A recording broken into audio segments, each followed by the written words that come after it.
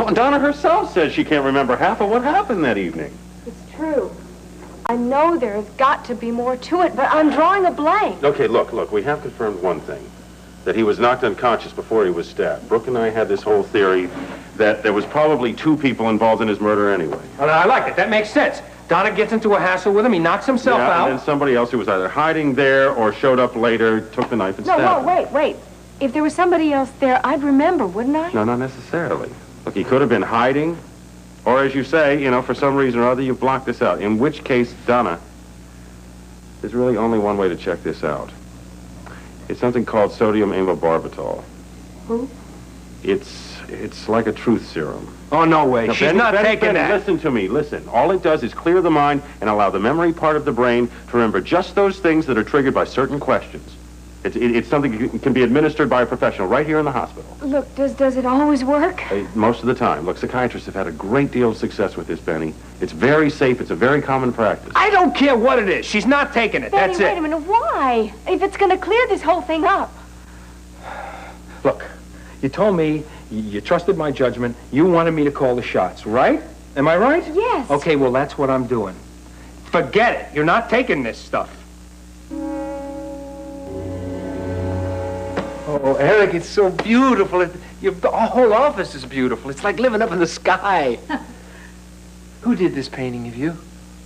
Jeremy Hunter. Mike had it commissioned as a gift for me. Do you like it? Oh, it's beautiful. Thank you. I'd love to meet the artist. Well, maybe you can someday. I wonder if he'd do a painting of me. Well, I'll ask him. I know that he's new in town. He's looking for commissions. Oh, that'd be wonderful. Would it be all right, Adam? He's a wonderful artist. I don't think he'd be interested, Stuart. He refused to do a painting of me. Why? Apparently artistic temperament. Besides, he couldn't come all the way into Pine Valley. He's much too busy here. You mean he works for you? Erica hired him for her magazine.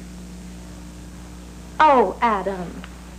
I think that Jeremy would make time to go to Pine Valley, especially if that's where his commissions and his money was. He wouldn't do it for me. Oh, well, that was just a difference of personality. He didn't feel that he could bring out anything special in your portrait. But he may feel quite differently about Stuart. It's the same face. Oh, well, let's let Jeremy be the judge of that. I will ask Jeremy how he feels about it, and I'll get back to you. Well, that'd be very nice of you, Eric. I appreciate that. Well, you and he are both artists. You might get along famously. Well, Stuart, it's time for you to go. Eric and I have to talk business. Oh, sure. I was really nice seeing you again, Eric. I miss you. Well, it's been wonderful seeing you, too. I think of you a great deal. I love you. You take care. Come on, Stewie. We'll go feed the birdies.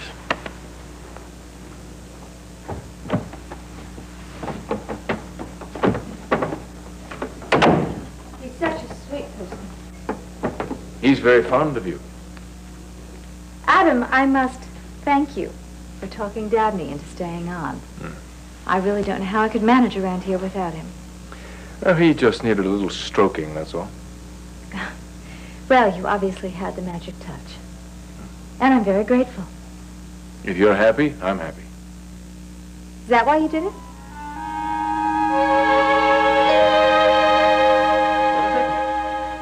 Well, Adam, you never do anything for nothing. I do if it involves me. This is my magazine.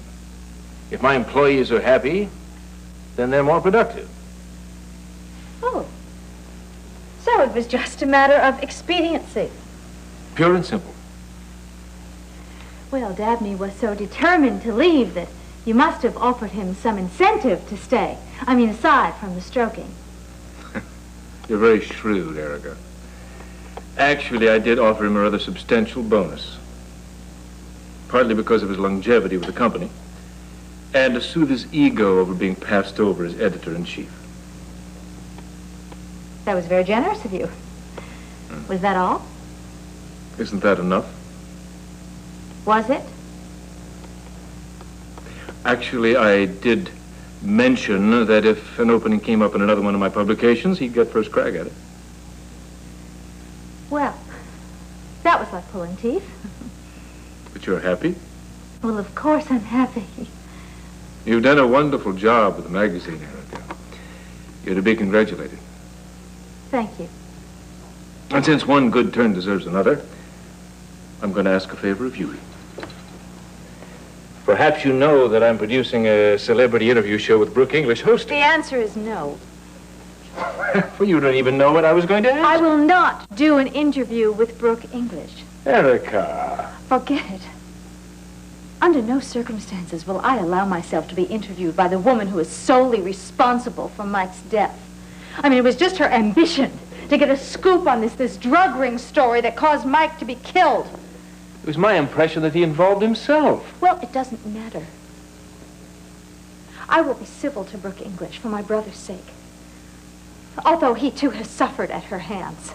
They're about to be married. Oh, I know that. I know all about that.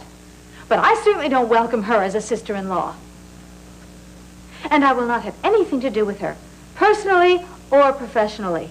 It would be a great boon to the magazine, Erica. Oh, please. Adam, we'll get plenty of publicity. Virginia Graham has already contacted me to do her network show. Excuse me. Yes. Erica, you wanted me to remind you that you have a meeting in the conference room. Yes, thank you very much, Olive. That's right. Well, Adam, you'll have to excuse me. But my decision about Brooke English is final.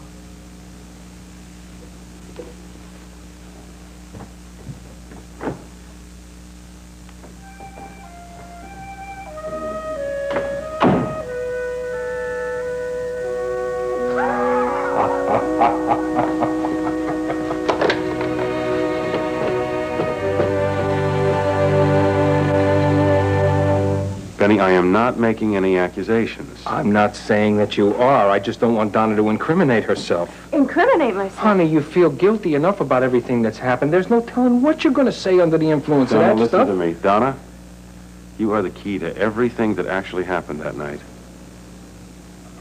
No one's going to find out unless you agree to go through with this. Look, let me talk to her alone. Benny. Listen, she's my fiancée. I have a right to protect her. Okay. I'm going to go ahead and set up the procedure right now. Donna, I trust you're going to do the right thing.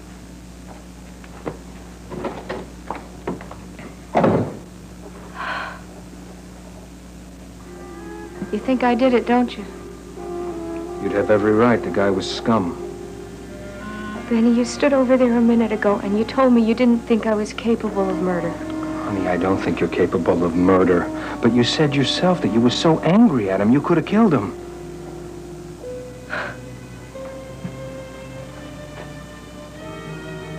I can't believe it. I can't believe that I would pick up a knife. Listen to me. Listen to me. The guy was garbage, filth. I mean, maybe when you saw those pictures, it triggered something. You know, all the abuse and hatred that he's dished out. Maybe you just snapped and went wild. I don't blame you, baby. I would have done the same thing. Well, if I did it, I can't let Daisy take the rap for it. And I can't lose you. Now, please, please, Donna, don't do it. I have to, baby. No, you don't have to. I have to know. I can't live with myself otherwise. You could be putting a noose around your own neck. I don't care.